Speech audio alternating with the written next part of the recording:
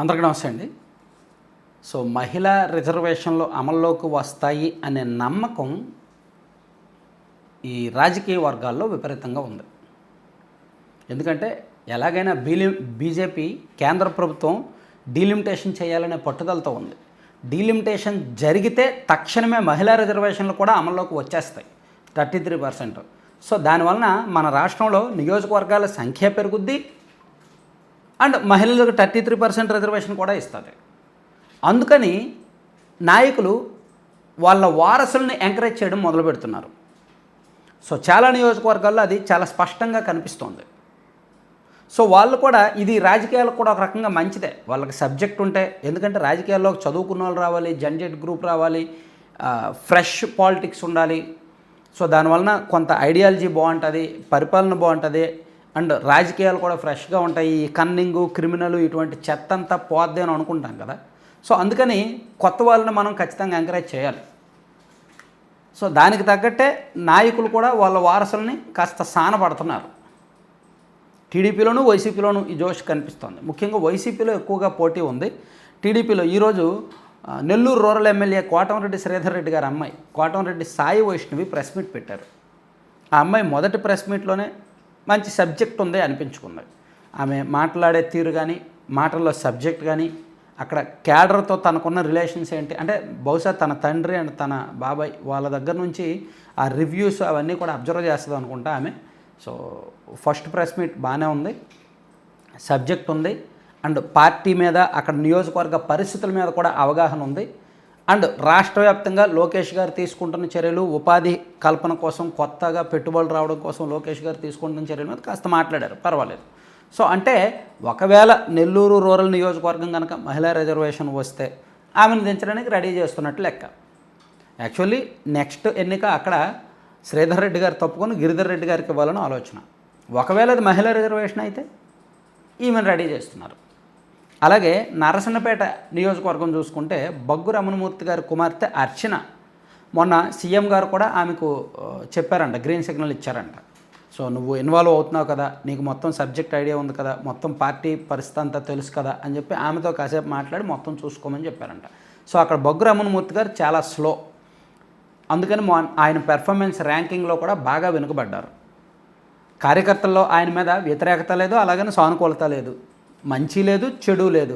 ఆయన పని ఆయన చేసుకుంటారు, సౌమ్యంగా స్లోగా అలా ఉంటారనమాట. కానీ ఆయన కుమార్తె అర్చన చదువుకున్నారు, విదేశాల్లో ఉన్నత ఉద్యోగం చేసి వదులుకొని వచ్చారు, రాజకీయాల్లోకి వచ్చారు, క్యాడర్తో ఇంటరాక్ట్ అవుతున్నారు, మంచి కమ్యూనికేషన్ స్కిల్స్ ఉన్నాయి, లీడర్షిప్ క్వాలిటీస్ ఉన్నాయి అండ్ అడ్మినిస్ట్రేషన్ మీద కూడా పట్టు పెంచుకుంటున్నారు. అందుకని ఆమె రివ్యూస్లో కూడా ఉన్నారు, తన తండ్రితో పాటు రివ్యూస్లో కూడా పాల్గొంటున్నారు అనమాట. అట్లా ఆమె కూడా రెడీ అవుతున్నారు వచ్చే ఎన్నికల నాటికి.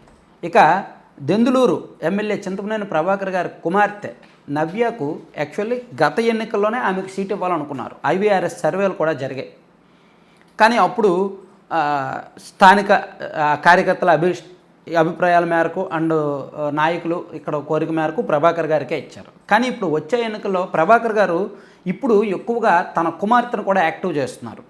చాలా కార్యక్రమాల్లో, వివాహ కార్యక్రమాలు కావచ్చు, క్యాడర్ మీటింగ్స్ కావచ్చు, కొన్ని ఆ మధ్య కొల్లేరుకి కేంద్ర బృందం పరిశీలనకు వచ్చినప్పుడు నవ్యానే నేరుగా వెళ్ళారు ఆ అమ్మాయి. సో అట్లా ఆమె కూడా అడ్మినిస్ట్రేషన్ మీద పట్టు పెంచుకుంటున్నారు, క్యాడర్తో మాట్లాడుతున్నారు అండ్ అంటే ఇటువైపు రాజకీయం, అటువైపు అడ్మినిస్ట్రేషన్ రెండిట్లో కూడా ఆమె నాలెడ్జ్ పట్టు పెంచుకుంటున్నారనమాట. సో ఏమో వచ్చే ఎన్నికల్లో ఆమెకే ఛాన్స్ ఇచ్చే అవకాశం కనిపిస్తోంది. ఎందుకంటే ఆమె చదువుకున్నారు అండ్ సౌమ్యత ఉంది. సో క్యాడర్ కూడా బాగా కనెక్ట్ అవుతారు. సో మొన్న ఎన్నికల్లోనే ఇవ్వాల్సింది మిస్ అయింది కాబట్టి వచ్చే ఎన్నికల్లో ఆమెను రంగంలోకి దించినా ఆశ్చర్యపోవక్కర్లా. సో అట్లా తెలుగుదేశం పార్టీలో ఆల్టర్నేటివ్ లీడర్షిప్ని రెడీ చేసుకుంటున్నారు, ఆ ఎమ్మెల్యేలే రెడీ చేస్తున్నారు. ఇక వైసీపీలో కూడా పరిస్థితి ఆల్మోస్ట్ కనిపిస్తోంది. మనకి వైసీపీలో చూసుకుంటే గుంతకల్ నియోజకవర్గంలో మాజీ ఎమ్మెల్యే గారి కుమార్తె నైరుతి రెడ్డి గారు రెడీగా ఉన్నారు. ఆమెకు ఆల్రెడీ జగన్మోహన్ రెడ్డి గారిని కలిశారు, ఆమెకు గ్రీన్ సిగ్నల్ ఇచ్చారంటే ఆమె నియోజకవర్గంలో యాక్టివ్గా తిరుగుతున్నారు. అలాగే శ్రీకాళహస్తి ఎమ్మెల్యే మధుసూదన్ రెడ్డి గారి కుమార్తె పవిత్రారెడ్డి గారు కావచ్చు అండ్ చాలా నియోజకవర్గాల్లో వాళ్ళు కూడా మహిళా నాయకులు. ఇప్పుడు ఈ ఎస్వి విజయ మనోహర్ గారు అండ్ చాలా నియోజకవర్గాల్లో వైసీపీ వాళ్ళు కూడా, ఇప్పుడు అంబటి గారి కుమార్తె మౌనిక కావచ్చు అండ్ శ్యామల, వైసీపీ అధికార ప్రతినిధి యాంకర్ శ్యామల, ఆమె కూడా వచ్చే ఎన్నికల్లో ఏదో ఒక నియోజకవర్గం నుంచి కంటెస్ట్ చేయడానికి రెడీ అవుతున్నారు. ఇంకొక ప్రస్తుతానికి ఆమె బ్యాక్ ఎండ్లో పార్టీ అప్పుడప్పుడు ప్రెస్ మీట్లకు మాత్రమే పరిమితమైనప్పటికీ ఇంకొక 1 ఇయర్ తర్వాత గ్రౌండ్లో దిగడానికి, గ్రౌండ్ లెవెల్లో ఏదో ఒక కాన్స్టిట్యున్సీలో యాక్టివేట్ అవ్వడానికి రెడీ అవుతున్నారనమాట. అట్లా కొత్త నాయకులు 2 పార్టీల్లో కూడా యాక్టివేట్ అవుతున్నారు. కొంత ఇది రాజకీయాలకు ఆ పార్టీలకు జోష్ తెచ్చే అంశం. ఒకటి, రాజకీయాల్లో మహిళల ప్రాతినిధ్యం పెరగాలి. ఆ మహిళల్లో కూడా తండ్రుల పెత్తనమో లేదంటే భర్తల పెత్తనమో లేకుండా వీళ్ళ ఐడియాలజీకి కొంత ప్రాధాన్యత ఇవ్వాలి. ఈలోగా వీళ్ళు నేర్చుకోవాలి. సబ్జెక్ట్ కార్యకర్తల మీద పట్టు ఉండాలి, అడ్మినిస్ట్రేషన్ మీద పట్టు ఉండాలి, అధికారుల మీద పట్టు ఉండాలి, పనులు చేయించుకోవడం తెలియాలి. సో పార్టీని కూడా మెయింటైన్ చేయాలన్నమాట. సో దానికి తగ్గట్టు ఆల్రెడీ వానమాలు దిద్దుతున్నారు. 2 పార్టీల్లో ఆ కల్చర్ అయితే బాగా కనిపిస్తోంది. చాలా నియోజకవర్గాల్లో అబ్జర్వ్ చేయొచ్చు మనం. Thank you.